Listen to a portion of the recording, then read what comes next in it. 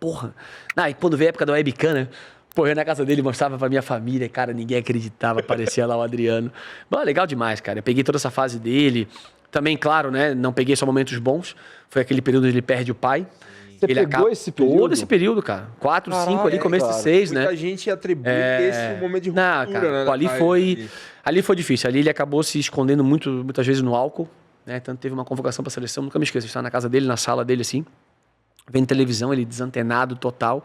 A mãe dele liga pra dar notícia que ele tinha sido convocado, porque ele nem sabia. Entendeu? Assim, de tão desnorteado que ele tava, assim, sabe?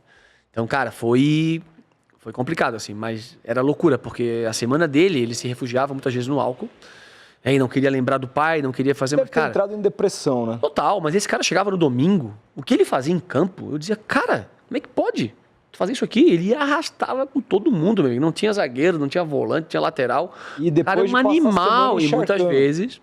E era assim, a gente sabia que era por conta do episódio, do pai. Entendeu? Porque no segundo copo ele mencionava, assim. Ele falava. No segundo copo ele falava. Não tinha como, né, cara? Não tinha como. Só que assim, ele estava sendo abraçado pela Itália e pelo Brasil. Isso ajudou muito ele naquela época. Né? Que, porra, apelidaram ele de imperador. Esse cara não tinha vida em Milão, gente. Vocês não sabem o que é. Andar com o Adriano em Milão. Rolê com ele? Muitos. Era mais rolê do que treino, eu acho, às vezes. Né? O homem gostava de sair pra caramba em Milão. E aí? Direto, cara. Imperador total. Imperador total. Loucura. Não, muitas vezes a gente não ia, no centro não dava de andar. Recebia roupa em casa para escolher e comprar, não dava para ir nas lojas. Restaurante tinha que avisar previamente que ia, fechava um espaço só para ele. Balada também, tinha que ter um canto só para ele, com segurança pra caramba já para buscar, na entrada, é loucura. Cara, a vida que ele teve em Milão, e eu também acompanhei isso muito de perto com um gaúcho, porque o gaúcho, quando foi em 2008 pro Milan, eu sou muito amigo de um ex-familiar dele ali. Então, eu tava na Udinese, nessa época eu ia muito pra Milão, pra casa do gaúcho. E andava com eles também lá. E vou te falar, e o gaúcho, porra, eu vi o Adriano falar pra mim assim, lá em 2005, 2006, tá? Cara, tu não sabe quem me convidou pra ir pra Barcelona. Eu, quem? O gaúcho. E ele falando como fã. Uhum. E eu falei, cara, mas tu tá nesse nível? Ele, tá louco, tá maluco, cara. O gaúcho é o gaúcho, sabe assim? Ele se colocava muito abaixo. Venerando o cara, né? E realmente, o gaúcho é o gaúcho, né, cara? Não, você tá louco. É loucura. Mas, em Milão, o imperador Adriano foi mais loucura do que o Ronaldinho Gaúcho do Milan. Claro, o Gaúcho, ele é um personagem dele passa, né, cara? Carismático, todo mundo ama. O bruxo. É, o bruxo. Mas o Adriano, cara, em Milão era, assim, uma coisa impressionante. Já conhecia o carro dele, já sabia onde ele andava e era loucura. E até que ponto, assim, você que vivenciou isso faz bem pra cabeça você ter esse nível de fama, de você não conseguir mais, porque tem muita gente que deseja, sonha em ser famoso. Até ser famoso, né? Aí depois o cara sente falta da liberdade que ele tinha de ir e vir. O Neymar fala muito isso. Eu tenho um pouco até... É muito louco falar isso, porque senão parece não lembro quem fala, foi o cara que trabalhou no Arsenal lá, do Corinthians.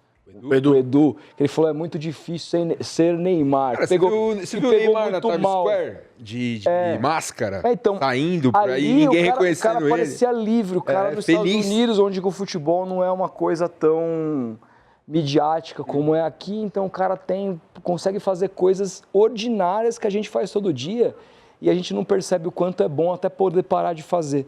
Você acha que isso também influenciou nesse período para que o Adriano tivesse isso, ou não, foi exclusivamente a questão do pai? Não, eu acho que no caso do Adriano, especificamente, isso ajudava. Ele se sentia abraçado, ele se sentia acolhido.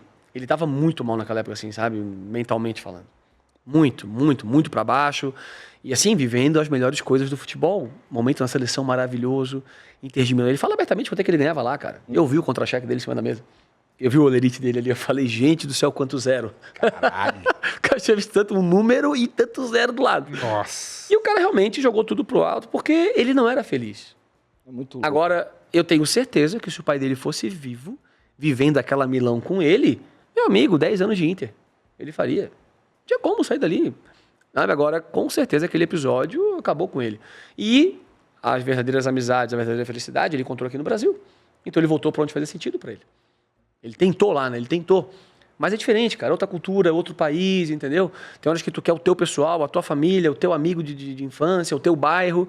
Então, pô, é difícil a gente falar desse assunto. Só estando na pele pra poder saber, né? Mas, cara, eu sempre falo assim, melhor a fama do que a falência. Ah, sim. Eu acho que é muito pior tu jogar nesses níveis, ganhar o que tu ganhou e depois perder tudo.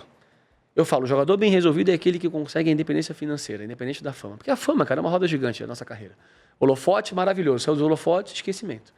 O que te faz ser feliz e viver de lembranças boas é a independência financeira. É o que tu fez com o teu patrimônio, é poder proporcionar para a tua família um conforto bacana, que tu consiga viajar, consiga dar uma boa escola para o teu filho, consiga dar uma boa vida para tua família. Isso, para mim, essa é a resposta do futebol. Porque se tu não se preocupou com isso? Muito. Desde que tu jogava ali? Desde cedo, e graças a Deus, por ter parado com 30 anos, por ter parado cedo, né? Exato. Eu sempre pensei nisso, então eu hoje não sinto saudade dos holofotes, mas tenho certeza que se eu não conquistasse minha independência financeira, eu seria muito, talvez, mal resolvido com a minha carreira. Eu ficaria naquele e se, por quê, sabe? Então, cara, porque o futebol, eu falo, ele é um parque que tu entra, tu não sabe se tu vai cair na roda gigante, se tu vai te dar bem, se tu vai... Você já viu muito jogador quebrar, mano? Cara, depende do que quer quebrar, só que o jogador tem um problema, que é largar a pessoa jurídica para a pessoa física. Os valores que se tem enquanto jogador, eles mudam completamente quando a torneira fecha. E muitos, às vezes, querem continuar com esse padrão. E esse padrão tu tem que conquistar enquanto tu tá ganhando. Tu tem que fazer o dinheiro trabalhar para ti. Quando tu tá ganhando, investe para tu atingir aquele patrimônio ali, que tu sabe quando tu encerrar, é o patrimônio trabalhando para ti. Agora, jogadores que às vezes gastam muito do que ganham e quando a torneira fecha, não tem mais aqueles rendimentos, começa a se desfazer de coisas, né?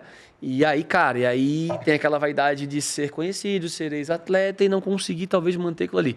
Isso, muitos jogadores acabam acontecendo, né? E acabam depois voltando para o futebol, querendo ser treinador, trabalhar com bola, porque o futebol realmente abre muitas portas, né, cara? Então, isso é preocupante porque muitos jogadores, né, fazem. Talvez não souberam administrar bem o seu dinheiro durante a carreira ou acharam que esse dinheiro era infinito, né, e acabam se deparando com isso. Então, uma coisa que mexe sim com ex-jogadores que viveram uma grande fase da bola e viveram com milhões é talvez financeiramente não conseguir se independentizar depois do término.